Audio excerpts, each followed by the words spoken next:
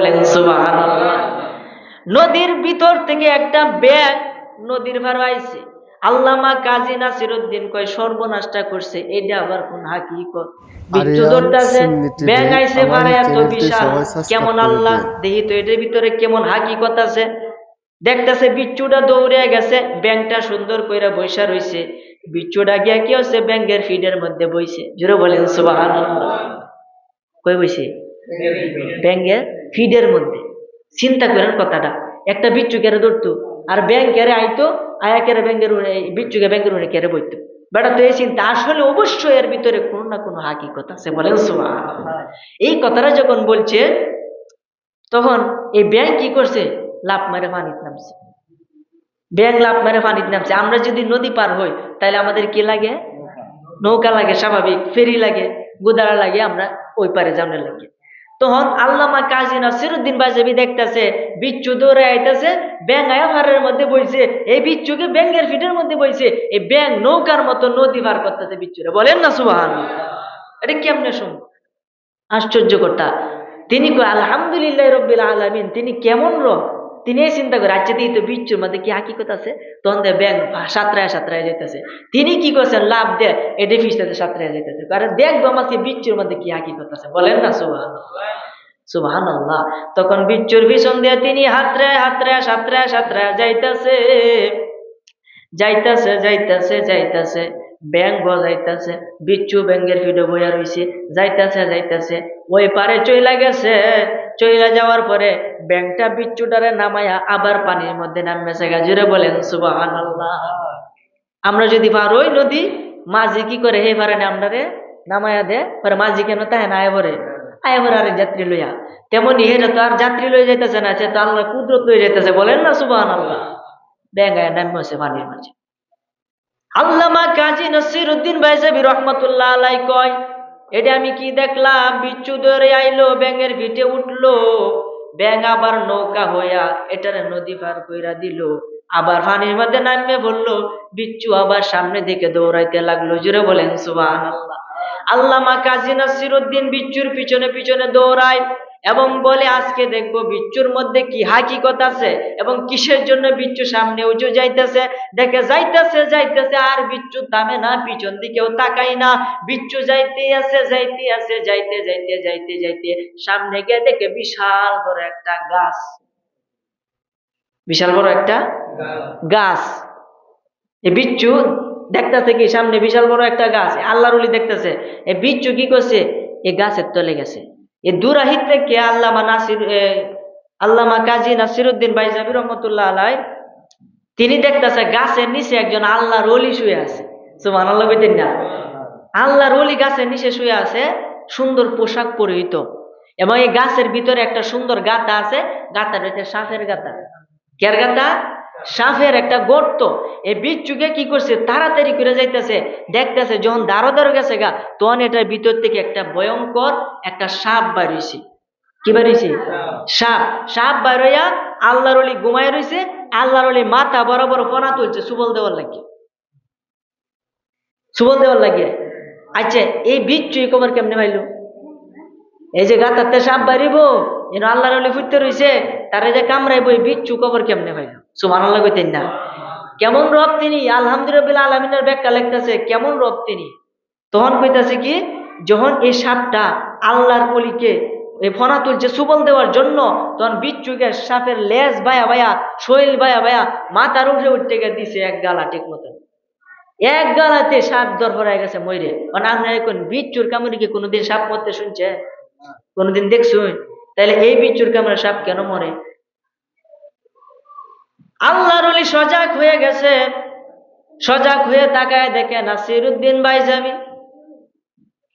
নাসিরউদ্দিন বাইজাবি ডাক দিয়া কই, হুজুর গো, আইছিলাম নদীর পারে গোসল করার লাগিয়া, আলহামদুলিল্লাহ রব্বিল আলামিনের তাফসীর আমি লিখতাছিলাম, আইছিলাম নদীর পাড়ে গোসল করার লাগিয়ে, গোসল করে নামাজ পড়াম, নামাজও বাদ দিলাম, গোসলও বাদ দিলাম। একটা বিচ্ছু দৌড় দিয়ে এলো, বিচ্ছুর পিছে পিছে দৌড়ে আইলাম। নদী পার হইলো, একটা ব্যাঙ্গের ফেরি বানাইলো। আল্লাহর কি কদরত, তিনি কেমন রব! ব্যাঙ্গের ফেরি বানাইয়া এই বিচ্ছুকে ব্যাঙ্গের ফিডে উঠছে। ব্যাঙ্গে কি করছে, ওই পাড়ের মধ্যে বিচ্ছুটাকে নামায়া দিল। বিচ্ছুটা আবার ধরতে লাগলো। আইসা সাপে আপনাকে যখন সুবল দিবে, সাপের মাথার মধ্যে ওইটা সাপটাকে একটা কামড় দিয়ে বিচ্ছুটা মাইরা ফেললো, এবং সাপটা দরপড়ায় মরে গেল। বিচ্ছুটা আবার তার গতিপথ দিয়ে আবার পূর্বের জায়গাতে চলে গেল। পাকে দিয়া আল্লাহর ওলি বেঁচে গেল। জোরে বলেন সুবহানাল্লাহ। হ্যাঁ, কেমন রব! চিন্তা করছো কেমনা করতে কিতা করেছে?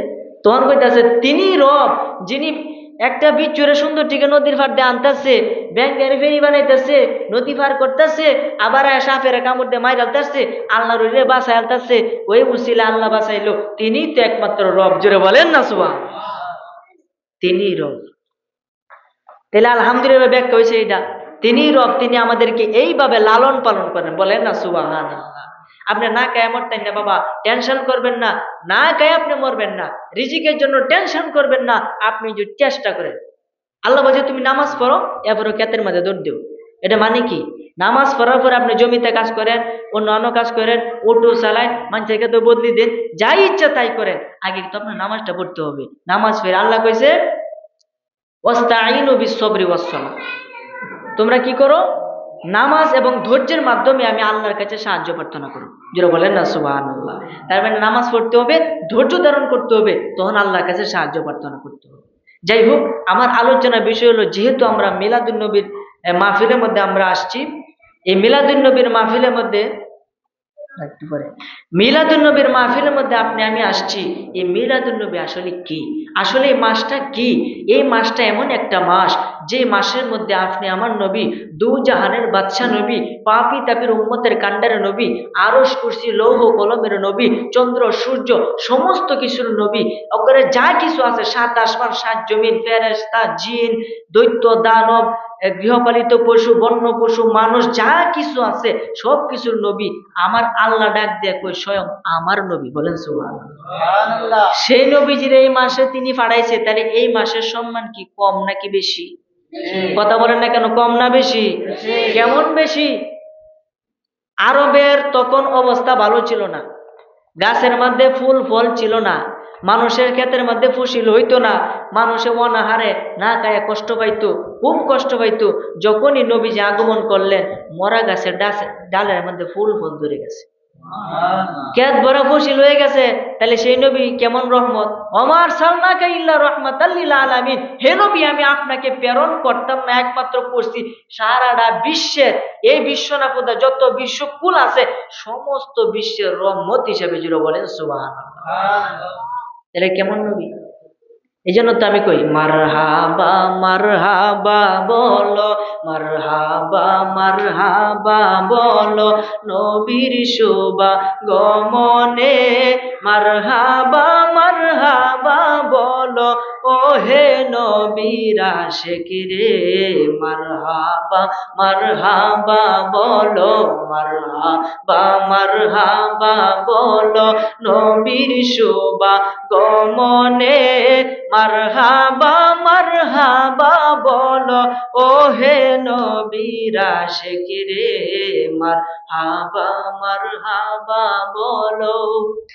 আবদুল্লাহর কপালেতে যখন ছিল নূরখানা, আরবের ওই সুন্দরীরা দেইকা হইল দেওয়ানা।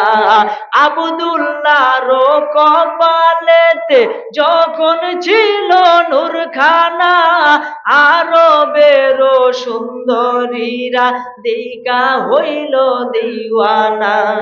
তারা সবাই মিলে বলে, তারা সবাই মিলে বলে, নূরখানা একবার পাইতাম রে, খুদা তোমার দরবারেতে শুকরিয়া জানাইতাম রে, মারহাবা মারহাবা বলো, মারহাবা মারহাবা বলো নবীর শোভা গমনে, মারহাবা মারহাবা বলো ও হে নবীর আশিক রে, মারহাবা বলো।